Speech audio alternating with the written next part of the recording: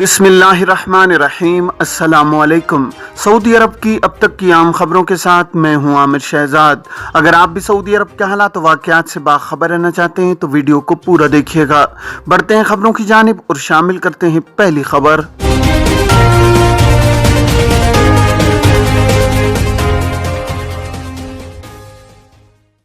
Saudi अरब में रहने वाले ऐसे तारकीन जो एग्जिट री एंट्री पर जाकर वक्त मुकर्रर पर वापस नहीं आते, वो खुरूज ओहदा के कानून की खिलाफ वर्जी के मुर्तकिब होते हैं। खुरूज ओहदा के हवाले से एक शख्स ने दरियाफ्त किया है कि कफील की वफात हो गई है, जिसकी वजह से हमारी छुट्टी नहीं बढ़ी, जबकि कफील के किसी जिम्मेदार शख्स से भी राब्ता नहीं हो रहा है। तो ऐसी सूरत में हम क्या कर सकते हैं?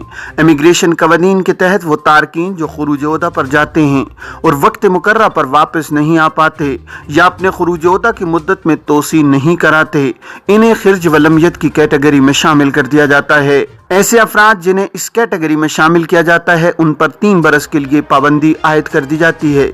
ऐसे अफराद पाबंदी की मुद्दत के दौरान किसी दूसरे स्पॉन्सर के वर्क वीज़े पर मुमलिकत नहीं आ सकते।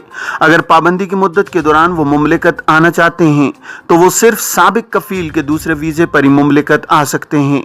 बसूरत दीगर इन्हें पाबंदी की मुद्दत के 3 बरस गुजारने के बाद मुमलिकत आने की इजाज़त मिल सकती है।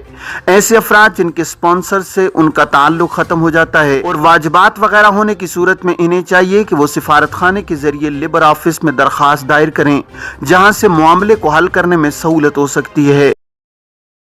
ख्याल रहे कि ऐसे अफराद जिनके स्पॉन्सर्स फोत हो जाते हैं उनके इदारे की फाइल उस वक्त तक के लिए जब्त रहती है जब तक फोत होने वाले के वरसा में से कोई सरकारी इदारे में अपना विरासतनामा जमा कराने के बाद कमर्शियल इदारे की फाइल दोबारा नहीं खोलता। फाइल दोबारा खोले जाने की सूरत में कारकुनों के इकामों की तजदीद या दीगर उमूर अंजाम दिए जा सकते हैं। अगर किसी कारकुन के वाजिबात या बकाया जात मौजूद होते हैं तो इन्हें लेबर ऑफिस से रुजू करके मसले को हल कराया जा सकता है। कोरोना वैक्सीन के हवाले से एक शख्स का कहना था कि सऊदी अरब में फाइजर वैक्सीन की एक खुराक लगवाई थी, जबकि दूसरी खुराक पाकिस्तान में साइनोवेक की लगवाई थी। तो क्या सऊदी अरब आ सकते हैं? इस हवाले से इमिग्रेशन कवानीन के तहत वो अफराद जिन्होंने वैक्सीन की दोनों खुराकें सऊदी अरब में ही लगवाई हैं, वो बगैर करंतना के मुमलिकत आ सकते हैं। ऐसे अफराद जिन्होंने वैक्सीन की एक खुराक लगवाई जबकि दूसरी पाकिस्तान या किसी और मुल्क में लगवाई है, तो इन्हें मुमलिकत आने के बाद 5 दिन करंतना करना होगा।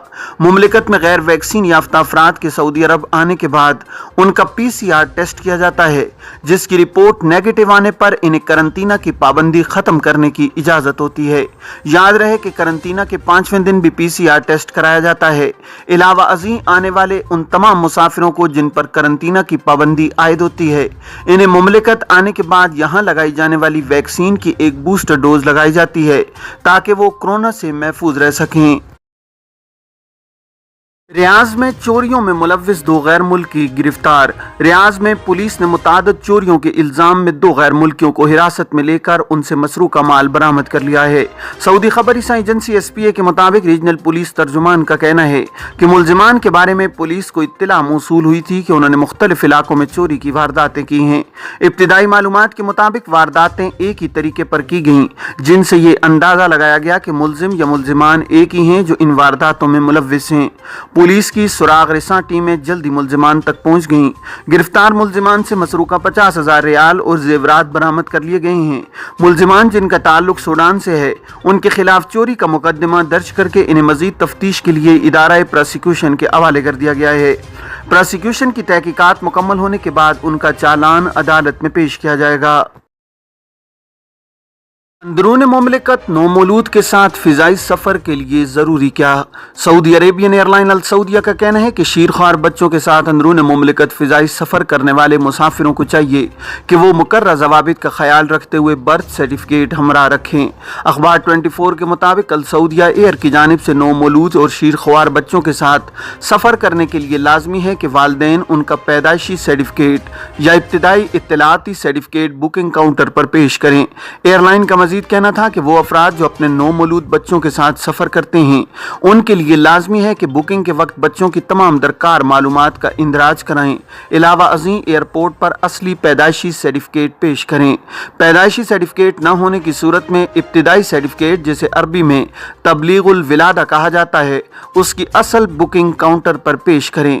واضح ہے کہ سعودی عرب میں پیدا ہونے والے بچوں کا برتھ سرٹیفکیٹ 1 برس بعد اس وقت جاری کیا جاتا ہے جب انہیں پولیو اور دیگر مقررہ ویکسین کا کورس مکمل کرا لیا جاتا ہے۔ عارضی سرٹیفکیٹ تبلیغ الولادہ پیدائش کے فوری بعد جاری کیا جاتا ہے۔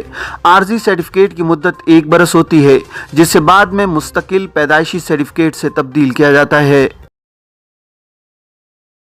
کورونا کے 363 نئے کیسز کی تصدیق۔ سعودی وزارت صحت کا کہنا ہے کہ مملکت میں کورونا کے کیسز میں کمی کا سلسلہ جاری ہے۔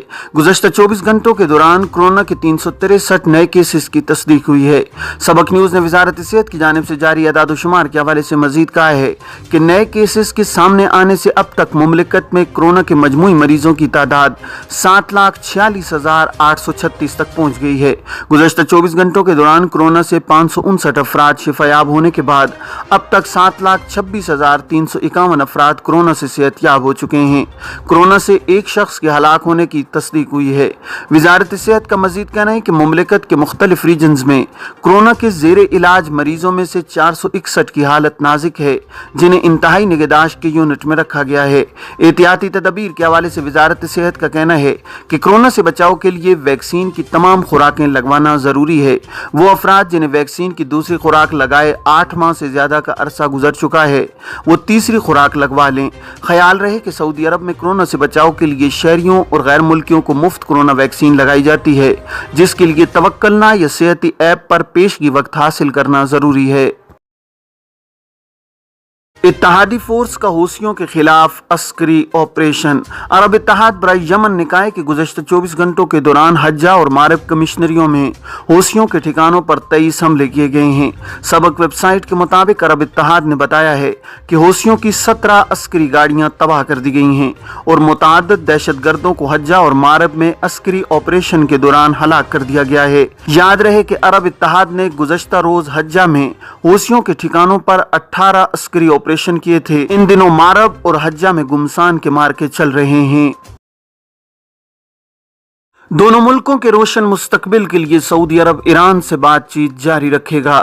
سعودی عرب کے ولی عہد شہزادہ محمد بن سلمان نے کہا کہ ریاض تہران کے ساتھ بات چیت جاری رکھے گا تاکہ دونوں ملکوں کا مستقبل روشن ہو سکے۔ شہزادہ محمد بن سلمان نے کہا کہ دونوں ملک ہمیشہ کے لیے ایک دوسرے کے ہمسائے ہیں، ہم ان سے اور وہ ہم سے خلاصی حاصل نہیں کر سکتے، لہٰذا دونوں ملکوں کے لیے یہی بہتر ہے کہ مسائل کو حل کریں اور بقائے بامی کے لیے راہیں تلاش کریں۔ امریکی میگزین اٹلانٹک کے ساتھ ایک تفصیلی انٹرویو میں شہزادہ محمد بن سلمان نے عالمی امور، سعودی ریاست میں اسلام کے بنیادی کردار، مملکت کے داخلی اور خارجی معاملات، ریاست کی طرف سے مذہبی انتہا پسندی کو مسترد کرنے کی پالیسی، معاشی تنوع اور دور رس سماجی اصلاحات پر کئی سوالوں کے جواب دیے گئے ہیں۔ ایران سے تعلقات پر پوچھے گئے سوال کے جواب میں شہزادہ محمد بن سلمان کا کہنا تھا کہ تہران کے ساتھ مذاکرات کے 4 دور ہو چکے ہیں اور مزید بھی ہوں گے۔ امید ہے کہ ہم سعودی عرب اور ایران کے روشن مستقبل کی خاطر ایسے نقطے پر متفق ہو سکتے ہیں جو دونوں ممالک کے لیے بہتر ہو۔